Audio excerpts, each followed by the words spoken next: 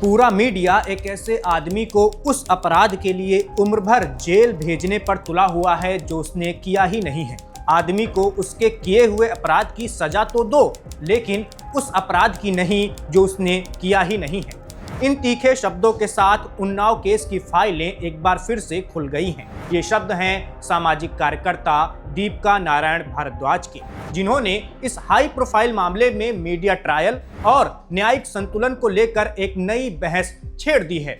Unnao case जो सालों तक सुर्खियों में रहा, अब एक ऐसे मोड़ पर खड़ा हुआ है जहां तथ्यों और धारणाओं के बीच ठन गई है। दीपिका का तर्क है कि इस मामले में राजनीतिक शोर और भावनाओं के आवेग में कानूनी बारीकियों को पीछे छोड़ दिया गया है। उनका कहना है कि जब कोई मामला इतना बड़ा बन जाता है तो अक्सर सवाल पूछने वालों की आवाज को किसी न किसी एजेंडे से जोड़कर दबा दिया जाता है।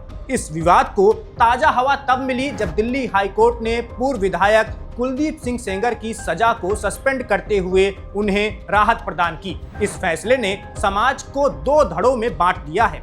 एक तरफ सेंगर के समर्थकों का दावा है कि अदालत का ये फैसला किसी प्रभाव में नहीं, बल्कि कोर्ट रिकॉर्ड पर मौजूद इन सबूतों के आधार पर आया है जिन्हें शुरुआती शोर में नजरअंदाज कर दिया गया था। उनके लिए ये कानूनी प्रक्रिया की जीत है। वहीं दूसरी ओर पीड़िता पक्ष और उनके समर्थकों का मानना है ये राहत अस्थायी है। उनका आरोप है कि ताकत और रसूख के जरिए सिस्टम पर दबाव बनाने की कोशिश की गई है। उनका तर्क है कि सजा का सस्पेंड होना दोष मुक्ति नहीं है और वे इस लड़ाई को आगे भी जारी रखेंगे। पीड़िता ने वन इंडिया से बातचीत में अदालत और जांच एजेंसी पर गंभीर आरोप लगाए हैं। उनका क्या कहना है आपको सुना देते हैं। में सीबीआई का रोल क्या था? अगर मेरे सर के साथ में अगर सीबीआई अच्छे से बहस करती तो क्या पता कुलदीप सिंह सेंगर को जमानत न मिलती।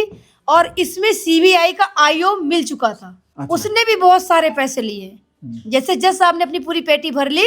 इस कानूनी खींचतान के बीच मामला तब और गर्मा गया जब दीपिका नारायण भारद्वाज ने आम आदमी पार्टी के नेता सौरभ भारद्वाज को तथ्यों पर आधारित खुली बहस की चुनौती दे दी है। दीपिका का आरोप है कि राजनीतिक दल अपनी सुविधा के अनुसार मामले में नैतिकता का पैमाना तय करते हैं। उन्होंने सवाल उठाया कि जब अपनी ही पार्टी के किसी सदस्य पर गंभीर आरोप लगते हैं तब वैसी तत्परता और नाराजगी क्यों नहीं दिखती जैसी उन्नाव केस में दिखाई दे रही है। फिलहाल ये मामला अब देश की सर्वोच्च अदालत यानी सुप्रीम कोर्ट की दहलीज पर है। सीबीआई ने हाई कोर्ट के फैसले को सुप्रीम कोर्ट में चुनौती दी है, जो ये बताता है कि कानूनी दांवपेच अभी खत्म नहीं हुए हैं। उन्नाव केस आज एक ऐसी मिसाल बन चुका है जहां न्याय की तराजू के दोनों पलड़ों पर भारी दबाव है। एक तरफ पीड़िता के लिए इंसाफ की पुकार है तो वहीं दूसरी तरफ आरोपी के कानूनी अधिकारों और निष्पक्ष सुनवाई की दलील है।